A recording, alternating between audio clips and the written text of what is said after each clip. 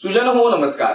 आविष्कार arts and creations प्रस्तुत रविवारची गोष्ट या सदरामध्ये अमोल वाघचे तुम्हा सर्वांना सप्रेम अभिवादन.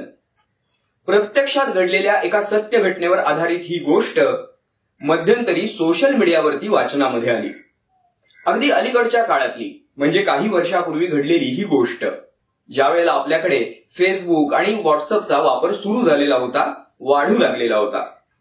एकदा एका व्यक्तीला आपल्या घराची साफसफाई स्वच्छता करत असताना सुमारे 30 वर्षापूर्वीचा त्याच्या लहानपणीचा इयत्ता 4थीच्या वर्गाचा एक ग्रुप फोटो सापडला.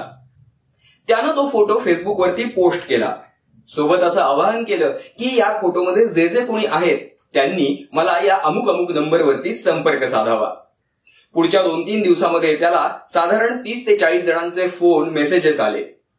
त्यानं मग त्या सर्वांचा एक व्हॉट्सअप ग्रुप बनवला. तब्बल 30 वर्षानंतर लहानपणीचे हे सगळे मित्रमैत्रिणी पुन्हा एकदा व्हॉट्सअपवरती कनेक्ट झाले आणि मग व्हॉट्सअपवरती एकमेकांचे मेसेजेस सुरू झाले. हा सध्या काय करतो, ती सध्या कुठे असती याबद्दलच्या चर्चा त्या व्हॉट्सअप ग्रुपवरती रंगू लागल्या. लवकरच मग त्या सगळ्यांनी आपलं एक गेट टुगेदर अरेंज केलं. लहानपणी शाळेमधले हे मित्रमैत्रीण सुमारे 30 वर्षानंतर एकमेकांना प्रत्यक्षात भेटले. त्यावेळेला प्रत्येकालाच अगदी गहिवरून आलं. काही जण परगावी होते, कुणी परराज्यात होते, कुणी परदेशात होते. ते सगळेजण या कार्यक्रमाला येऊ शकले नाहीत. तर काही जणांनी गेल्या 30 वर्षाच्या या मोठ्या कालखंडामध्ये या जगाचाच निरोप घेतला होता. स्वाभाविकच मग त्यामुळे हा कसा काय गेला, ती कशामुळे गेली याबद्दलची सुद्धा चर्चा झाली. कोणी योग्य वैद्यकीय उपचार मिळाले नाहीत म्हणून गेला, तर कोणी आर्थिक मदत मिळाली नाही म्हणून गेला होता. कुणाला त्याच्या शेवटच्या काळामध्ये खूप मोठ्या मानसिक आधाराची सुद्धा गरज होती. हे सगळं ऐकल्यानंतर प्रत्येकाला वाटू लागलं, आपण त्यावेळेला जर त्याला किंवा तिला मदत केली असती तर, त्याला किंवा तिला आधार देऊ शकलो असतो तर नक्कीच त्याचा किंवा तिचा प्राण कदाचित वाचू शकला असता आणि आजच्या गेट टुगेदरला तो किंवा ती उपस्थित राहू शकले असते. या सगळ्या चर्चेच्या दरम्यान कुणीतरी प्रश्न केला, अरे ती मीना आपल्यासोबत जी होती ती आली नाही का? ती सध्या कुठे असते, काय करते? आणि मग यावरती कुठून तरी उत्तर आलं की मीना ही सध्या बेड रिडन आहे. गेल्या काही महिन्यापूर्वी तिला अर्धांगवायूचा झटका आला आणि तेव्हापासून ती अंथरुणाला खिळून आहे. सर्वांसाठी हा मोठा धक्का होता, कारण मीना ही त्यांच्या वर्गातली एक अत्यंत हुशार आणि स्मार्ट अशी मुलगी होती. सर्वांशी हसून खेळून वागायची, अत्यंत आनंदानं राहायची. तिच्या बाबतीमध्ये हे असं घडावं हे मोठं दुर्दैवच होतं. गेट टुगेदरचा कार्यक्रम संपला, पण त्या दिवशी सर्वांनी ठरवलं की आपण जाऊन मीनाला भेटायचं. सर्वांनी एकदम एका वेळी जाणं हे थोडंसं व्यवहार्य नव्हतं, म्हणून त्यांच्यातल्या 2-3 जणांनी मीनाच्या घरच्यांशी, तिच्या नवऱ्याशी संपर्क साधला. एका रविवारची सकाळची वेळ ठरवून मग त्यांच्यातील 10-12 जण हे मीनाच्या घरी गेले. खरंच मीना अंथरुणाला खिळून होती. तिला उठताही येत नव्हतं, तिला बोलता सुद्धा येत नव्हतं. पण इतक्या वर्षानंतर आपल्या लहानपणीच्या बालमित्रमैत्रिणींना बघून तिला खूप आनंद झाला. अचानक तिच्या अश्रूंचा बांध फुटला. तिची ती परिस्थिती पाहून सर्वांना खूप वाईट वाटलं. थोडा वेळ असाच निशब्दपणे गेला. तिच्या नवऱ्याने आणि मुलानं सर्वांसाठी चहा आणि बिस्किट आणली. गेल्या काही महिन्यांपासून हिचं सर्व काही हे दोघेजण कसे करत असतील हा प्रश्न प्रत्येकाच्याच मनामध्ये येऊन गेला. खरं तर त्यांची आर्थिक परिस्थिती ही ठीकठाक होती, त्यामुळे उपचारांसाठी पैशांची अडचण वगैरे आहे अशी काहीच परिस्थिती नव्हती. पण मीनाला आणि तिच्या कुटुंबियांना खूप मोठ्या मानसिक आधाराची गरज होती आणि तोच मानसिक आधार आता आपण सर्वांनी द्यायचा हे सगळ्यांनी ठरवलं. सगळ्यात प्रथम तर मीना, तुला या सगळ्यातनं आता लवकर बाहेर पडायचंय, तुला लवकर बरं व्हायचंय आणि पुढच्या वेळच्या गेट टुगेदरला तुला यायचंच आहे असं सगळ्यांनी तिला आवर्जून बजावलं. इथून पुढचे काही दिवस प्रत्येक आठवड्यामध्ये 2-3 येऊन मीनाला भेटायचं असं ठरलं. मीनाची एक बालमैत्रीण जी आता फिजिओथेरपिस्ट झालेली होती, ती रोज आपलं क्लिनिक मधलं काम संपवून मीनाच्या घरी जाऊ लागली. तिच्याकडनं व्यायाम करून घेऊ लागली. एक जण आकाशवाणीवरती निवेदक झालेला होता.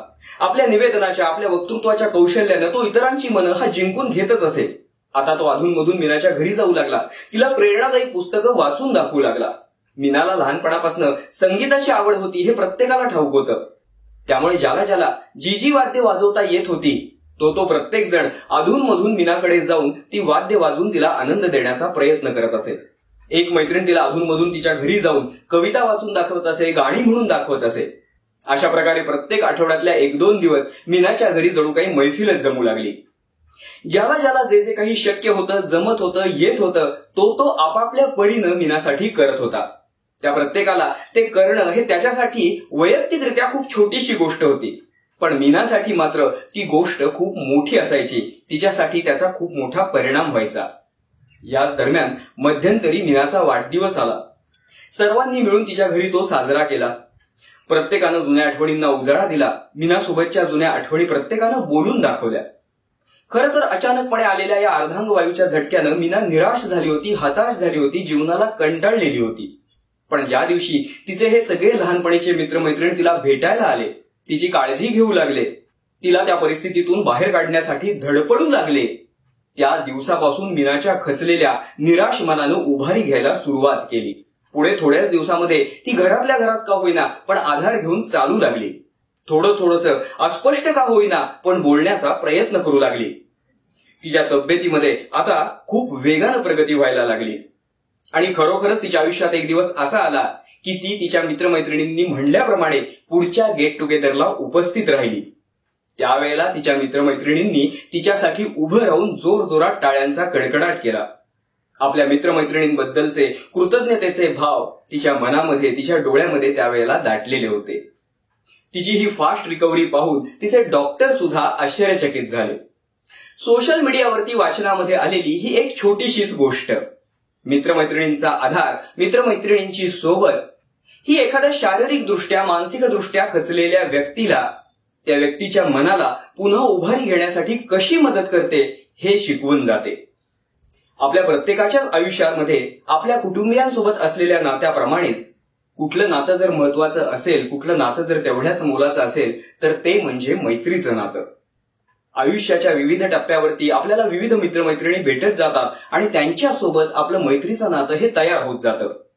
पण या सगळ्यांमध्ये आपल्या लहानपणी, आपल्या शालेय आयुष्यामध्ये निस्वार्थीपणे, निरपेक्षपणे आणि निर्हेतुकपणे ज्यांच्यासोबत आपलं मैत्रीचं नातं तयार झालेलं असतं, ते आपल्या लहानपणीच्या मित्रमैत्रिणींसोबतचं मैत्रीचं नातं हे आपल्याला आयुष्यभर टिकतं.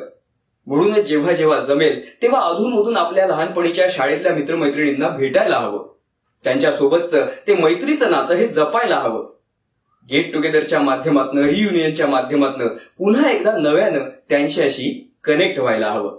निर्माण झालेलं मैत्रीचं नातं जपणं, मैत्री जपणं, एकमेकांना मदत करणं, आधार देणं, एकमेकांच्या सुखदुःखाच्या प्रसंगामध्ये सामील होणं, कदाचित या साऱ्यालाच मैत्र जीवांचं असं म्हणतात. रविवारची ही छोटीशी गोष्ट तुम्हाला कशी वाटली हे कमेंटमध्ये आम्हाला नक्की कळवा. जर ही गोष्ट तुम्हाला आवडली असेल तर लाईक करा, तुमच्या प्रियजनांसोबत शेअर करा. या आणि अशा बोधप्रद, प्रेरणादायी गोष्टींचा आनंद घेण्यासाठी आमच्या आविष्कार आर्ट्स अँड क्रिएशन्स या चॅनलला जरूर सबस्क्राईब करा. धन्यवाद.